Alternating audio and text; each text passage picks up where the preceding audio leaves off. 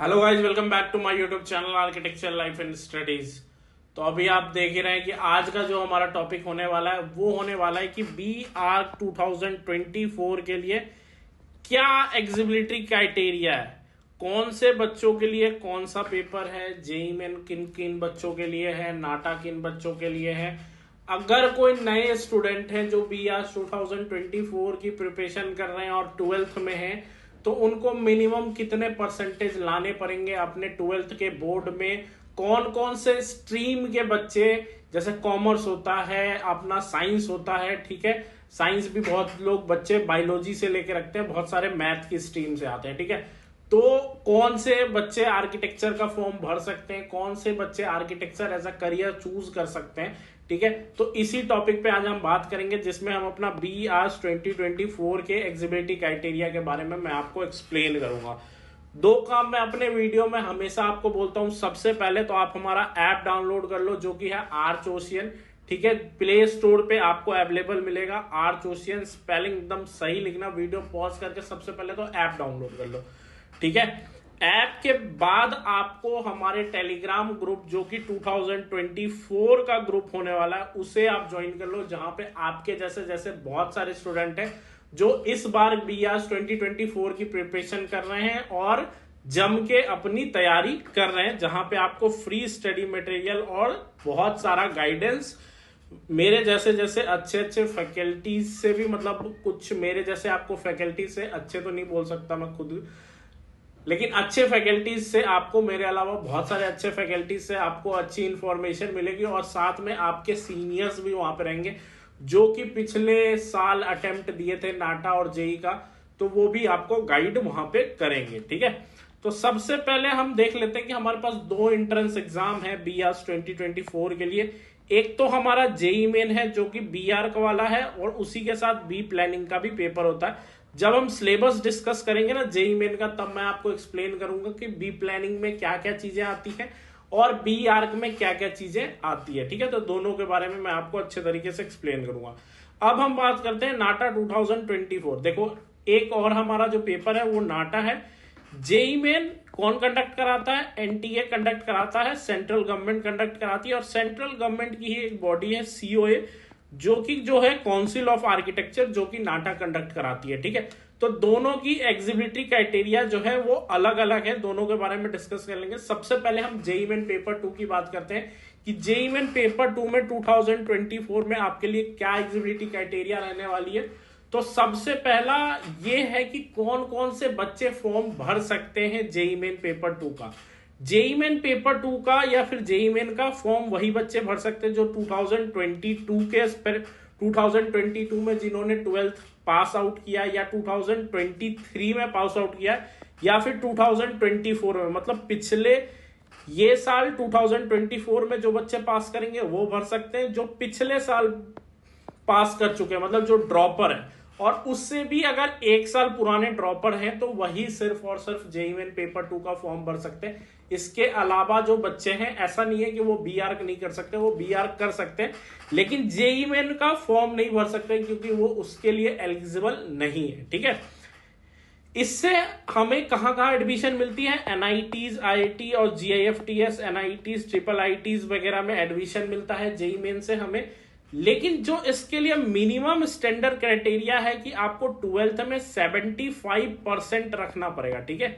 75% आपके 12th में होना चाहिए, या फिर आप जिस भी बोर्ड से, फॉर द एग्जांपल मैं बिहार बोर्ड से हूं, तो मेरे को पूरे बोर्ड में जितने भी बच्चे होंगे उनके टॉप 20% के अंदर में आना पड़ेगा, ठीक है। मतलब जो भी, अगर फॉर द एग्जांपल 88% अगर हाईएस्ट होगा, तो इससे 20 कम में मेरे को आना पड़ेगा, तभी जाकर के मैं एग्जिबल हो पाऊंगा जेई मेन पेपर 2 के लिए। अगर मैं जनरल और ओबीसी कैटेगरी, जनरल और ओबीसी कैटेगरी से बिलोंग करता हूं, तो मैं एग्जिबल हूं। तो अगर मेरे को टॉप 20% या फिर 75% के अंदर अगर मैं आता हूं, तो फिर मैं एग्जिबल हूं अपने जेई मेन पेपर 2 के लिए। और थोड़ा सा रिजर्वेशन भी है इसमें, जिसमें कि एससी और एसटी को रिजर्वेशन है कि वो 65% पे भी एग्जिबल है जेई मेन पेपर 2 के एग्जाम देने के लिए। तो अगर कोई बच्चा 2024 का स्टूडेंट है, 2024 में वो 12 देगा, तो वो कोशिश करे अगर उसको टॉप के NITs वगैरह में एडमिशन लेना है तो कोशिश करे कि वो 75% मिनिमम अपने 12th में रखे, जिससे कि वो अच्छा स्कोर अगर जेईई मेन में भी लाए तो उसका सीट कैंसिल ना हो जाए इस कारण से, क्योंकि उसके पास 75 नहीं है।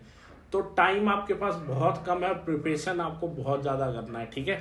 तो लग जाओ अभी से, ठीक है। अब देखो एक चीज और है कि मिनिमम आपको 50% रखना पड़ेगा। ये COA की तरफ से, मतलब काउंसिल ऑफ आर्किटेक्चर की तरफ से रूल है कि आपका मेन स्ट्रीम जो होना चाहिए जेईई मेन पेपर 2 देने के लिए वो फिजिक्स, केमिस्ट्री और मैथ तो होना ही चाहिए, ठीक है। फिजिक्स, केमिस्ट्री, मैथ, और उसमें आपको 50% रखना पड़ेगा। अगर आपके CGPA 50% नहीं है मैथ, फिजिक्स और केमिस्ट्री में, और बहुत सारे बच्चे पूछते हैं डिप्लोमा में, तो डिप्लोमा में आपका जो मैथ सब्जेक्ट होगा उसमें आपको 50% से ज्यादा स्कोर करना पड़ेगा, तब जाकर के आप BArc जेईई मेन पेपर 2 का पेपर दे सकते हो। अब हम बात करते हैं नाटा की। नाटा के लिए कोई एज लिमिट नहीं है। अगर आपने क्लास 12th पास कर रखा है और अगर किसी डिप्लोमा डिग्री भी कर रखा है जिसमें मैथ है, यहाँ पे देखो एग्जिबल, सबसे पहले इसके मतलब अगर आपने कोई डिप्लोमा डिग्री भी कर रखा है और अगर आपने 12th दे रखा है तो आप एग्जिबल हो नाटा का पेपर देने के लिए। इसके लिए कोई एज लिमिट नहीं है, जिस तरीके से जेईई मेन का होने वाला था, ठीक है। तो नाटा में सबसे अच्छी बात यह है नाटा में कि कोई भी बच्चा कोई भी उम्र में नाटा का पेपर दे करके एज आर्किटेक्चर 5 साल की पढ़ाई करके आर्किटेक्ट बन सकता है, तो ये एक अच्छी बात है। दूसरी इसमें यह बात है कि 50% एग्रीगेट आपके पास फिजिक्स, केमिस्ट्री और मैथ में होना चाहिए।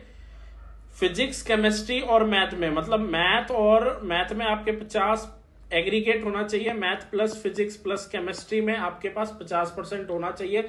अगर आपके पास 50% नहीं है तो फिर आप एग्जिबल नहीं होंगे, ठीक है। तो ये तो कंफर्म रखिए कि 50% तो लाना ही लाना है। और जो SC ST स्टूडेंट है उनके लिए 45% का है कि उनके लिए थोड़ा सा आरक्षण है 5% का। अगर वो ST SC से बिलोंग करते हैं तो उनको मिनिमम 45% चाहिए ही होगा 12th में। अगर वो BArc 2024 करना चाहते हैं, मतलब BArc में एज अ करियर परस्यू करना चाहते हैं, तो भैया SC ST के लिए 45% और जनरल के लिए 50% PCM फिजिक्स, केमिस्ट्री, मैथ में चाहिए, ठीक है। तो ना कॉमर्स के बच्चे जेईई मेन पेपर 2 या फिर नाटा का paper JEE main paper 2 BArc का पेपर दे सकते हैं, और ना ही कॉमर्स के बच्चे नाटा का एंट्रेंस एग्जाम दे सकते हैं। ना बायोलॉजी के साथ अगर आपका मैथ है तब आप कर सकते हैं, अगर सिर्फ और सिर्फ बायोलॉजी है तब भी आप एलिजिबल नहीं है फॉर BArc, ठीक है। तो ये हो गई BArc की एलिजिबिलिटी क्राइटेरिया जो अभी रहेगी 2024 में, और धीरे धीरे आपको सारे टॉपिक्स पे वीडियो मिलने लगेगी फॉर BArc 2024 के लिए। छोटा सा काम आपको ये करना है कि या तो आप तो हमारे ऐप को तो डाउनलोड कर ही लो, और दूसरा सबसे इंपॉर्टेंट काम ये करना है कि हमारे टेलीग्राम चैनल को ज्वाइन कर लेना है, जहां पे फ्री डेमो क्लासेस स्टार्ट होने वाली है फॉर BArc 2024। तो फटाफट जाकर के अपना रजिस्ट्रेशन कर दीजिए BArc 2024 के लिए। एक तो गूगल फॉर्म का लिंक आपको डिस्क्रिप्शन बॉक्स में मिल जाएगा डेमो क्लासेस की, और दूसरा टेलीग्राम चैनल पर ज्वाइन रहोगे तो लिंक्स भी मिलती रहेंगी क्लासेस की, ठीक है। 1-2 लिंक्स मैं शुरू में गूगल मीट की जो होती है वो टेलीग्राम चैनल पे ही डाल देता हूं, बाद में रजिस्ट्रेशन वाले बच्चों को अकेले से प्रोवाइड करता हूं।